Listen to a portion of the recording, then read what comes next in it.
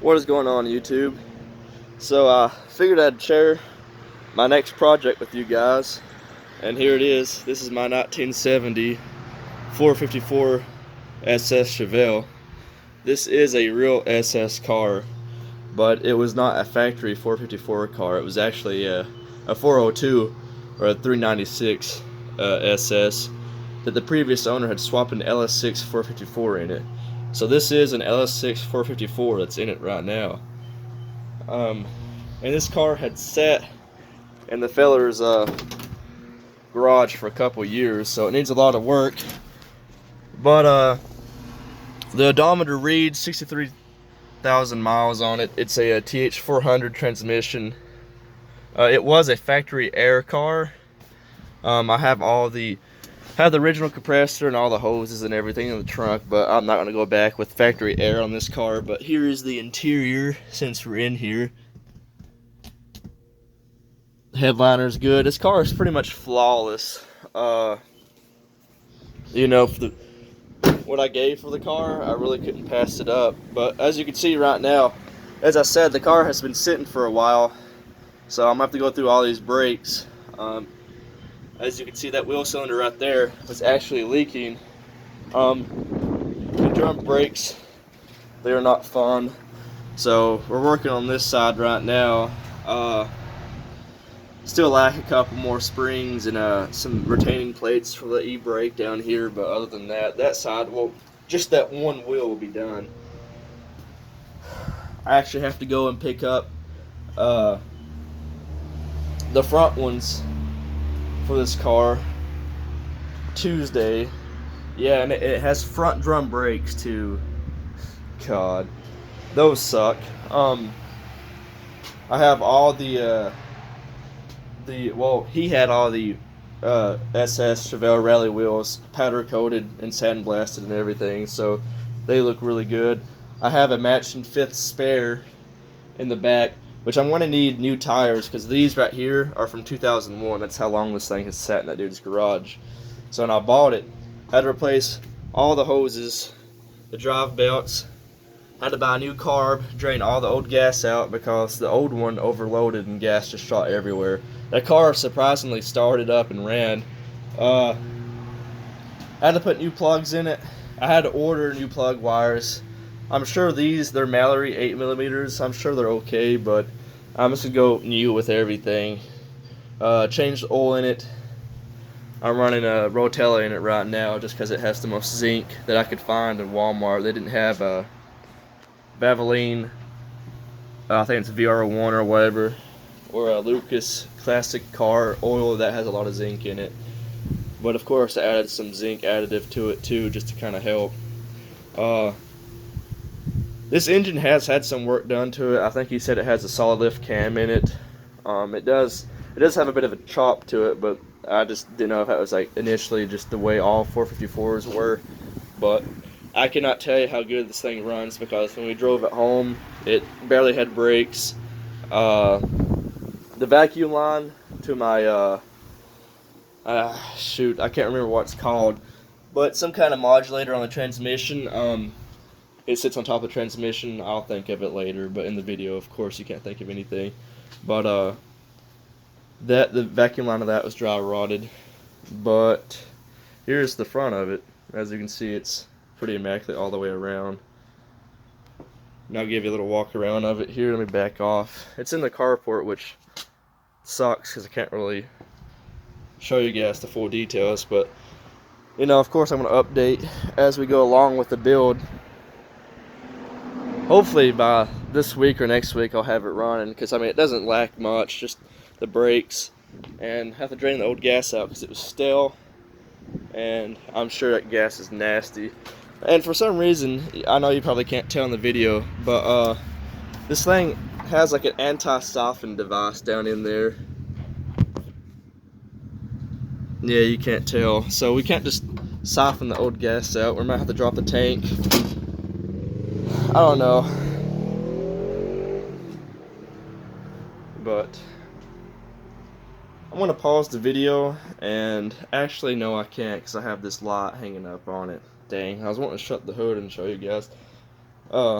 This thing does not have a cowl induction hood, which I really wanted, but hey, you can't have it all. I wanted a 4-speed too, but for what I gave for this car, I can't complain much at all. Pretty much, it's just one of those things. An old man wanted it out of his garage, gave me a price that I don't think anyone could refuse, and here she is. I'm pretty tickled to death with it. I wish I could just fire it up and let you guys listen to it rumble, but soon. But she is super clean. This is the factory. They call it sunflower yellow, Daytona yellow. It's the same paint code. This one was special ordered this color, and it had been repainted. So you can tell it's been repainted if you get really close up to it. It's not a perfect paint job, but it is pretty damn good. There's no runs or anything like that in the paint.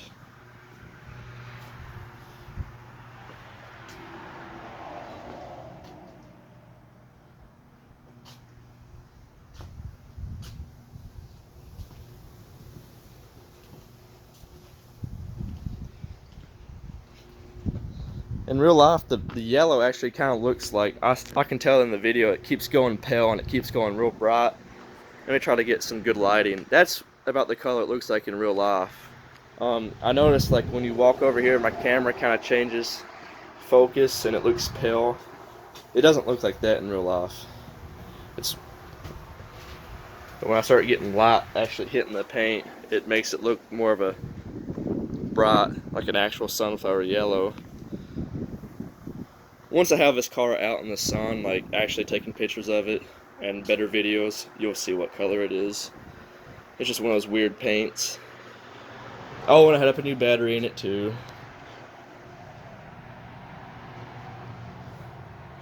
Actually, I need to replace these. I'm pretty sure those are going bad.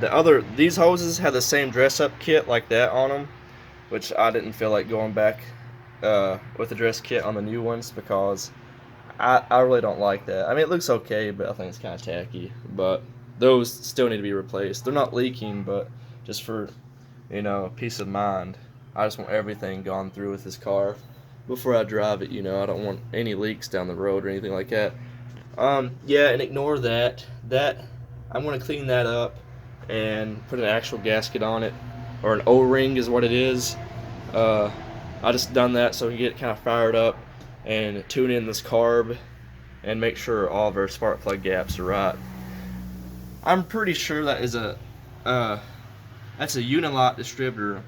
I don't know if it's officially a HEI distributor or not, but I have all the plugs gapped at 35 thousandths, so I don't know if that's the right plug gap or not. Might have to go up to 45.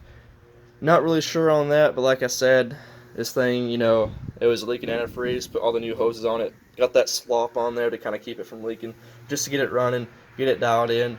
Then I'll go pick up my O-ring, because surprisingly, auto parts stores don't really have many of these parts in stock, so.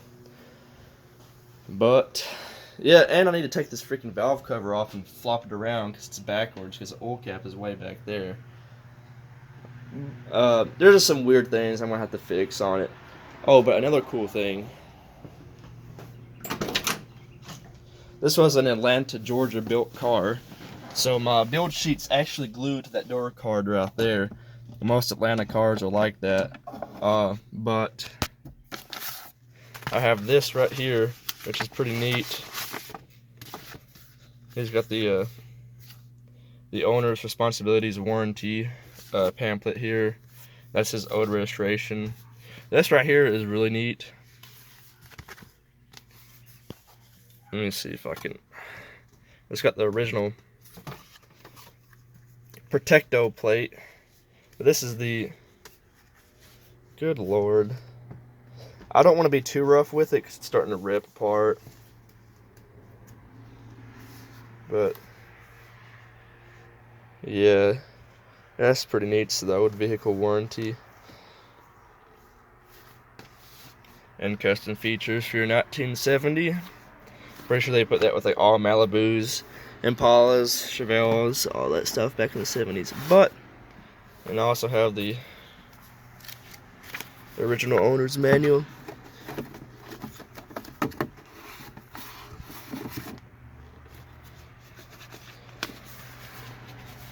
I think the interior, he said, has been fully restored. So, this new headliner. I don't know if the seats have been upholstered or not, but they're in really, really good shape. He has Sony speakers in the back. Again, it's not the factory stereo at all. And he added an oil pressure gauge. I might remove that because that is a, as you can see back here, if it will focus, this is a mechanical oil gauge. And you do not want a mechanical fuel gauge. I don't know why he would put a mechanical fuel gauge. Why am I saying fuel gauge? Oil pressure gauge. This is a oil pressure gauge. My bad. You do not want a mechanical oil pressure gauge in the cabin, especially of a 1970 Chevelle that's been restored. Because if that goes bad, that's going to spray hot oil all over the place. So, that needs to be replaced or deleted completely. I don't like that at all. That's just one thing. It's kind of like, really, man? Like, why would you add that to it? I mean, I guess, like, if you want to check the oil pressure and stuff of your car, it's good to have, but get an electronic one, for God's sake. That's what I need, is an electronic one. But, there's that door card. That quality clunk when you shut the door. But yeah, this is my 1970 Super Sport Chevelle with an LS6 454. My new project, so stay tuned for new updates and hopefully some driving videos before too long.